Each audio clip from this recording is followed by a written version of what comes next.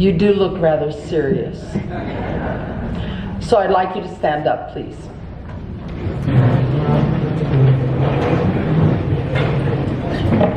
I'm a very lucky woman in that I had a very insightful mother. My mother named me Bonnie, and she had no idea that there was a song written about me that would make me into who I was. Have you ever heard of the song, My Bonnie Lies Over the Ocean? My Bonnie lies over the sea. My whole life I've been in somebody else's ocean and somebody else's sea. So because you've been sitting for a few minutes, I would like us to do a little physical exercise to sort of get ourselves going. So here's what we're going to do. We're going to sing together, My Bonnie Lies Over the Ocean. And every time you hear a word that starts with the letter B, you're going to sit down or stand up. Got it? So, my Bonnie lies over, no, I'm going to demonstrate. My Bonnie lies over the ocean. My Bonnie lies over the sea. My Bonnie lies over the ocean. Oh, bring back my Bonnie to me. Got it? Okay, ready? Here we go. And you have to sing with me, okay? Ready? My Bonnie lies over the ocean. My Bonnie lies over the sea. My Bonnie lies over the ocean. Oh, bring back my Bonnie to me. Excellent work, excellent.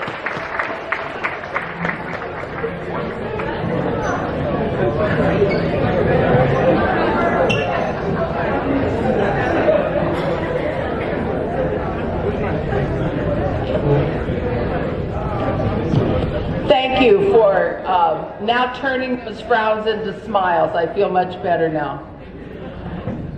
So, this morning I'm very honored to be here with you. As I told some of your colleagues, I am almost as old as dirt.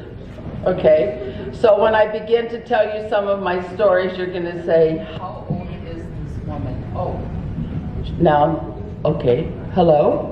There, okay. So, I would like to start by saying to you that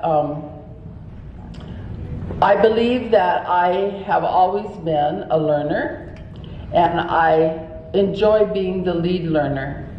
I was a superintendent of schools. I was a high school principal in America, and in the role of being the superintendent of schools in a school system in the Midwest, we also became famous for being the first education system in the United States to have computers for every teacher and every child.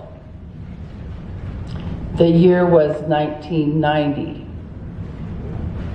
The year was the same year that the internet was invented. I am the original digital nomad. And because of our success in that education system, I went to work in the Apple think tank in Cupertino, California, while working as a superintendent. And as a result of that, I was asked to go to Singapore to work on the master plan of Singapore.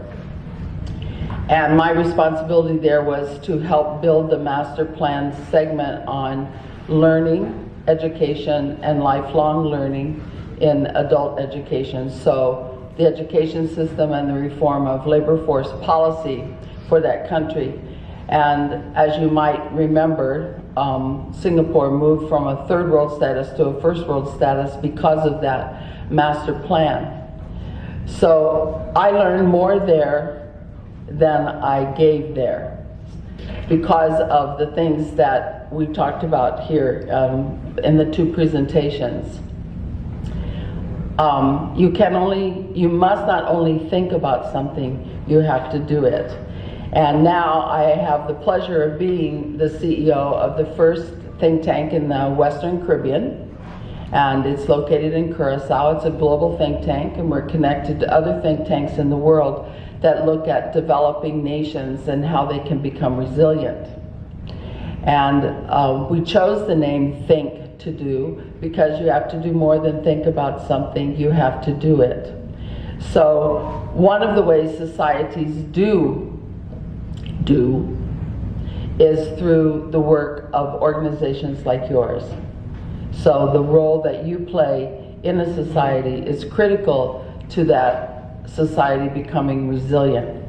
So this morning, I'm going to spend a little time sharing some ideas with you.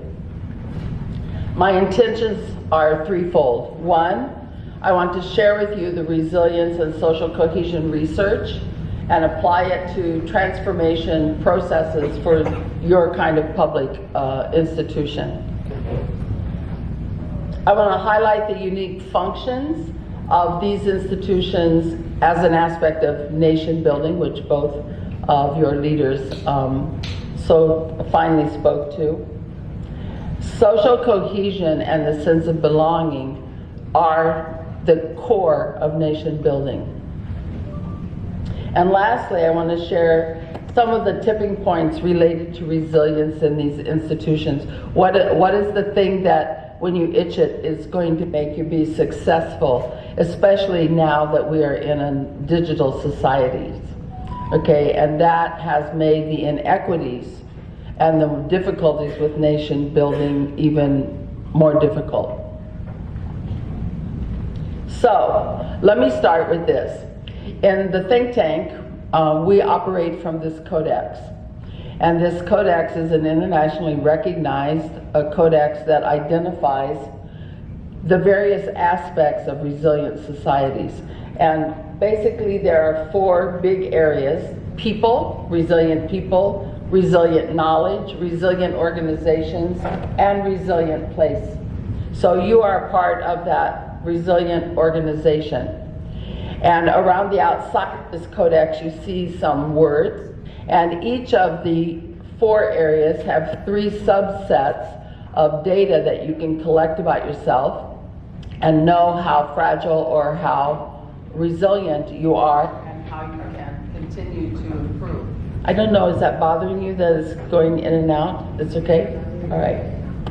So, by actually having a framework in order to connect to, like the SDGs are a framework, resilient research ties to the SDGs, and it also ties directly to nation building characteristics.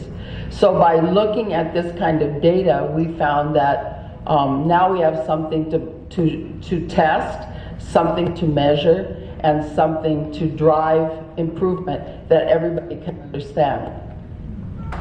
So, the root of resilience does really reside in change makers. Every human being that lives in any country is a change maker. All change begins with the individual. It doesn't really begin, sorry to say that to this table and this table, it does not begin with the leadership. It begins with the people themselves, by who they elect and by who they select to be their leaders. So the root of resilience lies in what the change makers think about their people, their place, their knowledge, and their leadership. What does that mean exactly?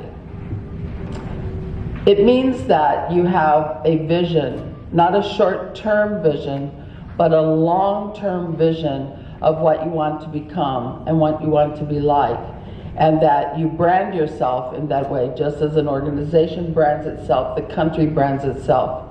You have a brand. You're the Friendly Island. Yes? Do you have another brand, sir? The Friendly Island, okay? You are very friendly here, yes? So you have a brand, and so everything sort of feeds into that brand. The research on resilience says, however, that it is more about us than it's about them. So it's about the we that we create.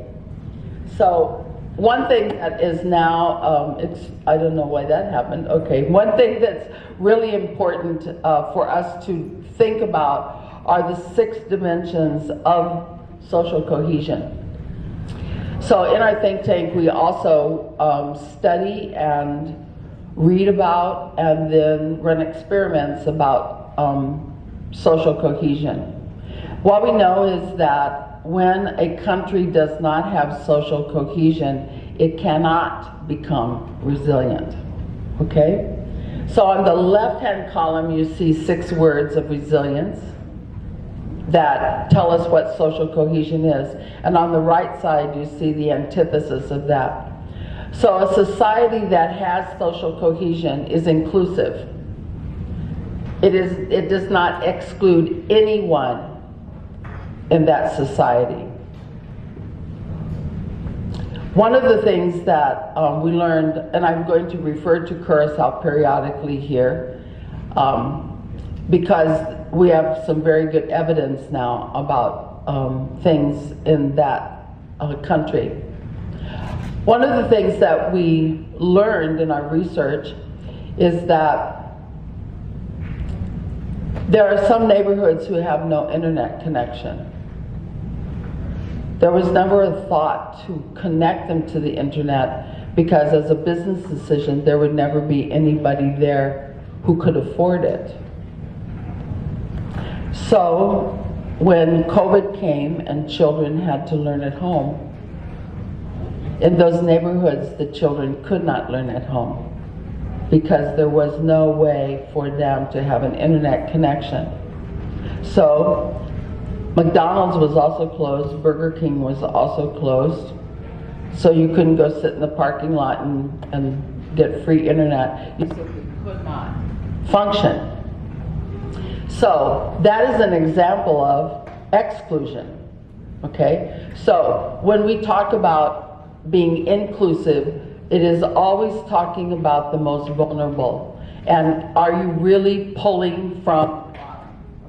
One thing I learned by working with Lee Kuan Yew, who was the leader of Singapore for 24 years actually. He was not a dictator, by the way, which a lot of people think about Lee Kuan Yew. He was duly elected by a coalition government 6 times. Because every 4 years he had delivered on the promises that he made before, and there were no term limits, so he managed to stay there. And probably that stability actually allowed him and his governments to be effective. Thank you, dear. You want me to just hold it? It's okay. Okay. So inclusion is extremely important. What Lee Kuan Yew taught me and taught his people is that you don't build a country for somebody else. You build a country for your own people.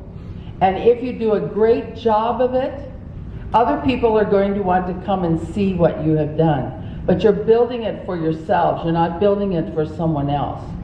And I think that that is a very important thing for us to remember in the Caribbean because of the tourism drive that we have within our economies. Although that drives your economy, you should be building your country for yourselves. The second aspect is equality. So again, equal access. Access is extremely important. Access to health care, access to education, access to the banking system.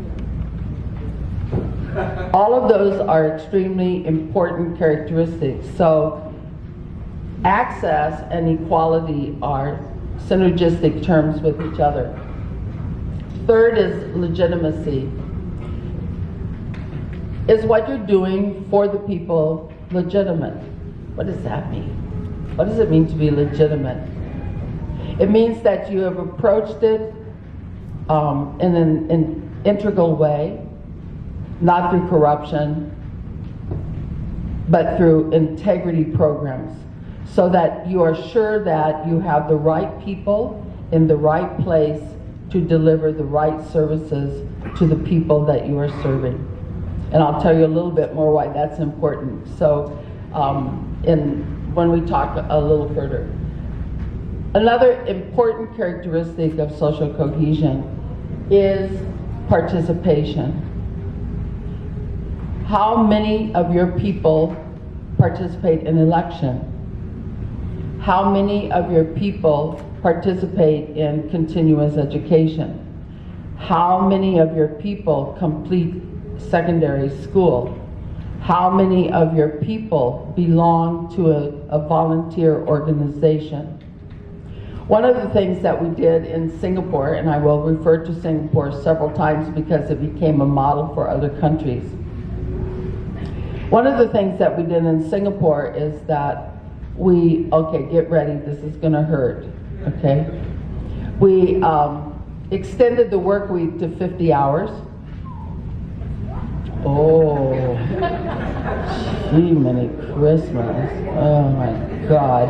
Well, get the woman out of here now. She has very bad ideas, okay? Terrible ideas. We extended the work week to 50 hours, and 7 of those hours were for this. 4 hours a week, every human being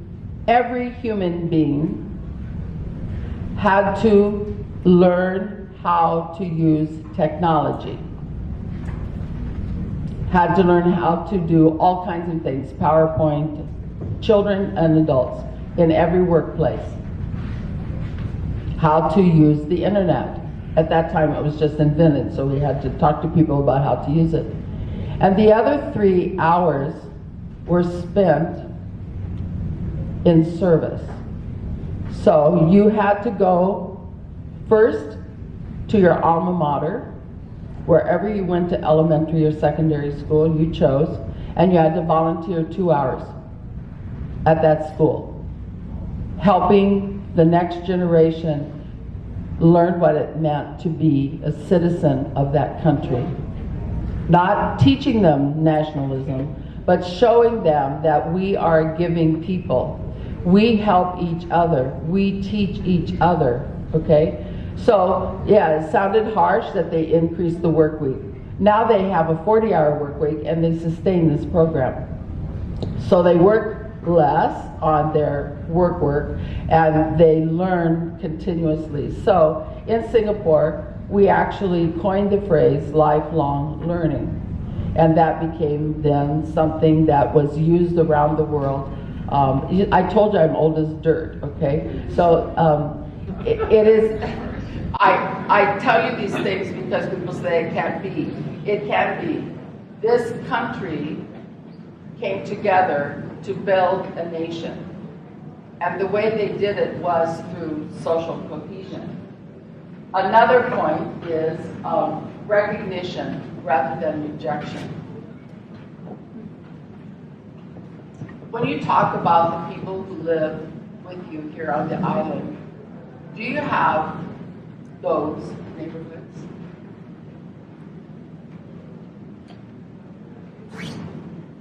And those people in those neighborhoods? This is a very divisive thing. In social cohesion, we should be working on recognizing the value and strength of every neighborhood.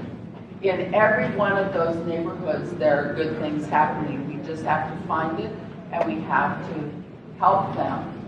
So lifting the bottom up, okay, that's what you do for your NPOs. You lift the bottom up. You try to make it equal, and you should be giving recognition so that we do away with negative connotation about social social groups within our community. Lastly is the sense of belonging. This is critical in social cohesion research. What does it mean to belong? How do you make people feel that they belong? One of the nice things that I heard about this workshop is that people donate by going to various activities, and those funds get pooled so that it is money coming from the community, not only through taxpayer money, but it is coming directly to various organizations to support. And that builds this sense of belonging, that I belong, I helped do that, I gave money for that, I volunteered for that, and this helps us in the sense of belonging that is so critical. So these 6 dimensions of social cohesion actually are the foundation for nation building. And they cannot happen without your kind of organizations, because you are the root of developing those characteristics within a community. Also, there are laws and policies, of course, that relate to that, but it is through the people themselves that these things are organized. I don't know if you've ever heard of this word. Have any of you heard of the Social Progress Index? You should learn about it, because there's some research that says in the next 5 years, probably GDP will no longer be the measure of how well a society is functioning. It is going to be the Social Progress Index that is going to determine that. It's not your economic output, it is your social contribution back to your own people. So this index is extremely important. In our think tank, we use this index also to measure progress within the communities that we serve. So 3 things are in this. I won't spend a lot of time, but I want you to become familiar with this. You can look online. You can find the 2020 report, and just now the 2022 report came out on social progress, and it shows you different countries. It measures 120-some countries, and it shows you the rankings of those countries based on their ability to build up their own people.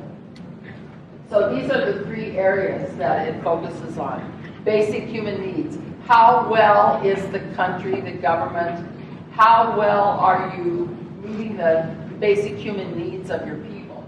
Secondly, are there foundations of well-being in place? And then there's some characteristics of foundations of well-being. And lastly, does every citizen that lives in your country have a sense that they have the opportunity to be better than what they are? I can do it. That's resilience. I can do it. I can be it. I can do that. I can go there. I can learn that. Okay? So I can. So the Social Progress Index now twists around away from an economic-only focus onto the people themselves. And I think this is going to do great things for the world, because we are focusing then on our own people rather than our economic outputs. This is another extremely important work, and this is the International Development Bank's research on trust. You cannot do anything if people don't trust you. You know that in your own families, you know that in your own neighborhoods, and you know that in your works within the country itself. So, I encourage you to have a look at this as NGOs or NPOs. The trust survey and report, the executive summary is very easy to read. It's only like 10 pages. And it talks about the social cohesion and growth in this particular one in Latin America and the Caribbean. Sadly, Latin America and Caribbean has the least amount of trust of any place in the world.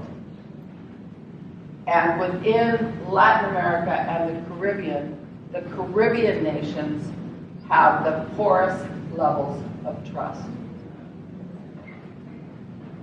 If you don't trust each other, you can't work together. So building trust is extremely important. So some of the topics that are there are trust making and making good public policy.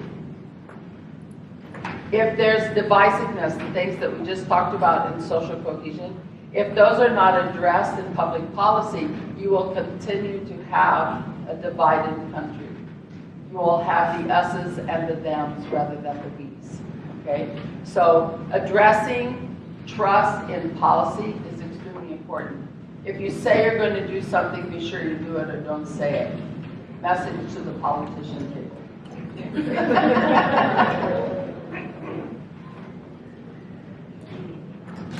There's a link between trust and digital transformation. My example of Curacao is an example. How can it be that, and in those days, a governmental entity makes a business decision that 12 neighborhoods don't matter? That's how it comes across to the citizens in those neighborhoods. When we interviewed them, they said, we don't matter. We no longer have schools in our neighborhoods. The buses don't come into this neighborhood anymore because people are afraid to come here and pick me up. My kids don't have access to the internet. I don't have access to the internet. So my country must not care about me because there are no services for me. So the more we become digitized in our societies, we have to take great care to be sure that the most vulnerable are not left behind. Technology is expensive. How can you, if you help with neighborhood centers, how can you provide in your neighborhood centers places where elderly and people who are vulnerable to go there and to be able to do their electronic banking, to learn new skills, to be able to communicate with their families overseas. Those kinds of things build trust, build a sense of belonging. There's a section in the report that talks about organization, citizenship, and the social contract. Do you believe that you have a social contract with your people, with each other, of what you're trying to make your country become? That's extremely important also, that everyone is aware of what you're trying to be. What the research really tells us is that trust is the glue for social cohesion. Trust is the glue for social cohesion, and social cohesion is the basis of building a nation. So it's extremely important that in your work, you are probably the connectors for society and trust. When you go into a neighborhood to serve in your NPO role, you have already developed trust, or you are building trust. And if all of you collectively come together and show that you do trust in the policies that are being made, and you can influence the policies that are to come, then you will raise the level of trust in your community, and therefore you will raise the social cohesion, and therefore you are more likely to succeed in what you think you would like to do as a country. So, one of the last pieces that's discussed, and this is an area where in the Caribbean we seem to be the weakest, and that is in the area of transparency of information. We are very well known for our emotional decision. Am I now competing with the rocks?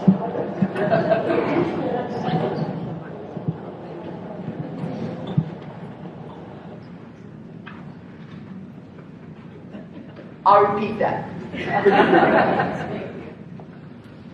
So in the Caribbean, we are known for our lack of transparency in giving information. Okay, and there are probably several reasons for this, and both of your leaders, the governor and the prime minister, alluded to this. Also, the discussion about fear of things. The culture of fear is very great in a nation that is developing. Okay? When that happens, people, thank you. When that happens and people don't have access to information, that causes them to not trust. Okay? You are the friendly nation. Are you friendly to each other? Oh, what was that about? What was that about? You're very nice to us newcomers. You're very nice. Are you good to self? Are you good to self, and are you good to each other? That's the important part. So, the tipping point is balancing all of this. So balancing the digital and physical modes and deliveries of services, because there is where inequities form. Also, you have to do this while maintaining the role that you have to provide critical services that contribute to the economic stability and mobility of your people. So you're extremely important people in the development of your nation. So, how resilient are we? Take a moment at your table. I want you to talk to each other just for 3 minutes. How resilient are you? Talk to each other. While keeping social cohesion at the center of your decision making. So now, maybe you already knew a lot about social cohesion, but if I've given you any new information, how will that inform your decisions in the future? How resilient are we while ensuring that your entity is the great equalizer? Have you ever had a discussion at your board meetings about being the great equalizer, of providing equal opportunity to everyone that you serve? And lastly, how resilient are we while ensuring that you are impacting every client and their sense of belonging? So the sense of belonging again comes back. So the root of resilience lies in the belief system of change makers about their people, about their place, about their knowledge, and about their leadership. So, the theme of this conference is connecting and inspiring. So, how will you connect and how will you inspire each other in the next 48 hours? Remember that you are the change makers. And a question that we always ask ourselves as independent researchers is, do your community leaders know, believe in, that's an interesting spelling of believe, by the way, believe in and support the role of NPOs and community organizations? Do you think about nation building when you do your work? Do you think about social cohesion and a sense of belonging when you do your work? I hope that I have inspired, and I hope I have helped you make some connections between the research and the actual doing of these things within your society. We have like 5 minutes for questions. Do you have any questions you'd like to raise at this moment?